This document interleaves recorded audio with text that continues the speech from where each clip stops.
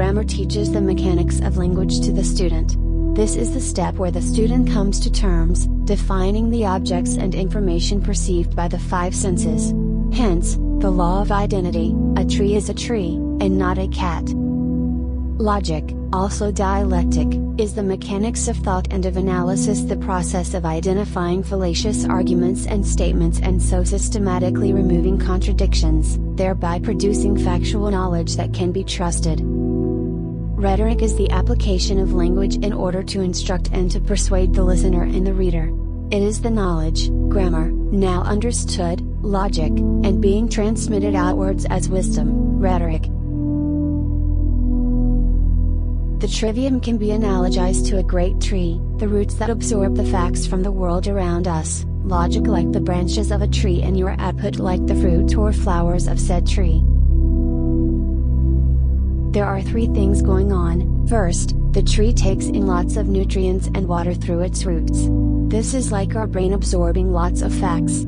We are designed to absorb millions of facts from the moment we are born. We are naturally wired to do enormous amounts of fact absorbing through age 11. Classical educators call this stage the grammar stage, and they make the most of this time by encouraging children to soak in, memorize, many facts about science, geography, history, Latin, and English grammar. Secondly, the oak tree grows a trunk, branches, and leaves that put the nutrients to work. This is similar to how a student begins to put together, understand, and use the individual facts they have absorbed. We refer to this stage as the dialectic stage. Students in this stage use the facts in discussion and in processing new ideas. Classical educators make the most of this stage by focusing their studies on the relationships between facts and dialoguing with their students about the how and why of history and science and other subjects. We also want to teach clear reasoning and debate in this stage. Once the oak tree has developed good roots, stems, and leaves and has proper nourishment, it will begin to bear fruit, acorns. This is the third stage. A child who is given the nutrients of knowledge and develops the skills needed to process, understand, and apply those facts should be able to bear fruit in the form of original ideas and solutions to problems. They need to develop skills for communicating their ideas and solutions, of course, and they will need lots of practice. We teach the skills of public speaking and writing as early as possible, then, when they reach the age of 15 and they have a desire to think deeply and originally, they have the skills to do so.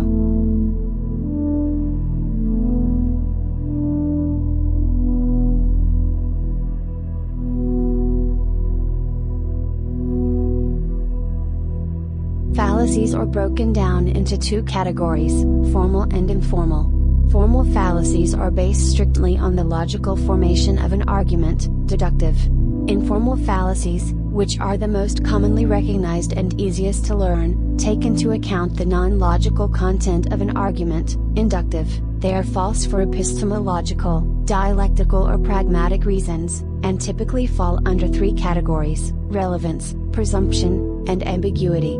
The first formation of logical fallacies comes to us from Sir Thomas Aquinas and the scholastics. This is how the layman is confused with webs upon webs of lies, not using their own common sense to understand a point of view or argument.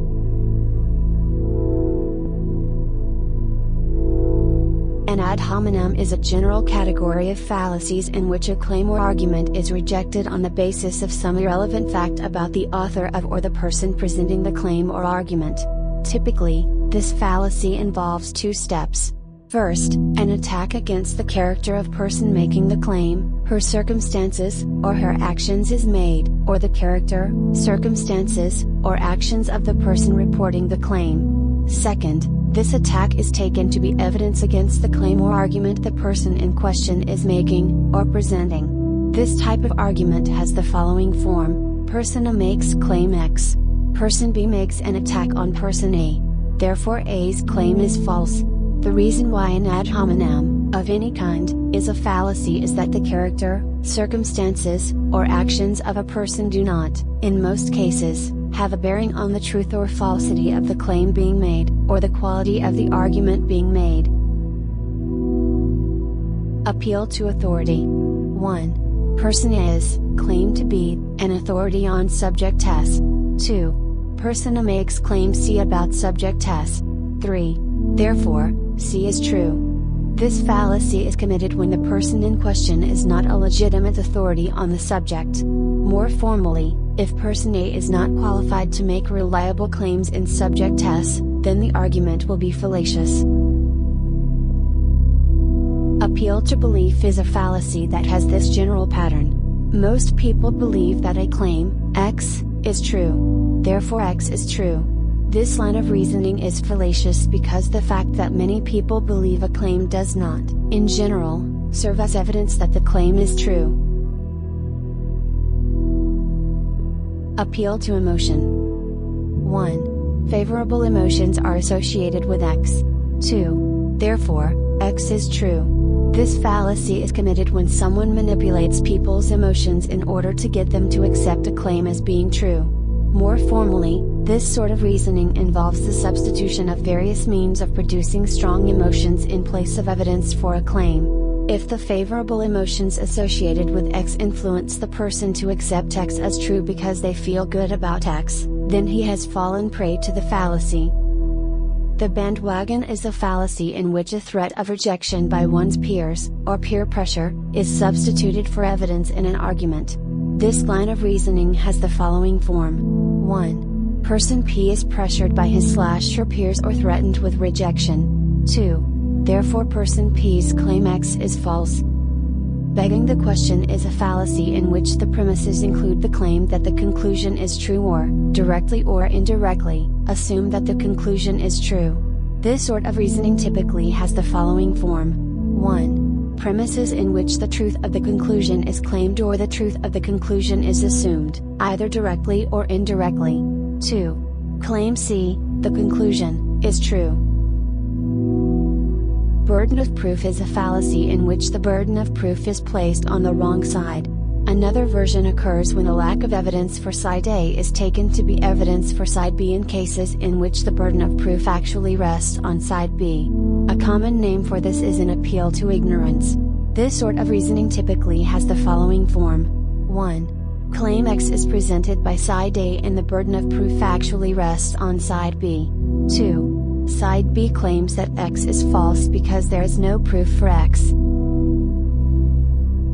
A false dilemma is a fallacy in which a person uses the following pattern of reasoning. 1. Either claim X is true or claim Y is true, when X and Y could both be false. 2. Claim Y is false. 3. Therefore claim X is true. This line of reasoning is fallacious because if both claims could be false, then it cannot be inferred that one is true because the other is false. Hasty generalization. This fallacy is committed when a person draws a conclusion about a population based on a sample that is not large enough. It has the following form. 1. Sample S, which is too small, is taken from population P. 2. Conclusion C is drawn about population P based on S. The person committing the fallacy is misusing the following type of reasoning, which is known variously as inductive and statistical generalization. A red herring is a fallacy in which an irrelevant topic is presented in order to divert attention from the original issue. The basic idea is to win an argument by leading attention away from the argument and to another topic. This sort of reasoning has the following form. 1. Topic A is under discussion. 2. Topic B is introduced under the guise of being relevant to topic A, when topic B is actually not relevant to topic A. 3. Topic A is abandoned.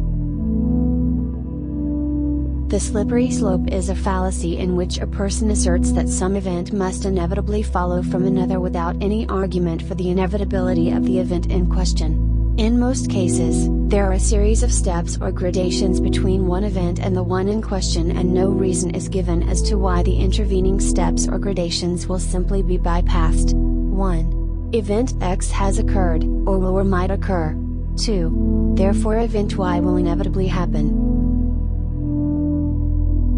The strawman fallacy is committed when a person simply ignores a person's actual position and substitutes a distorted, exaggerated or misrepresented version of that position. 1. Person A has position X.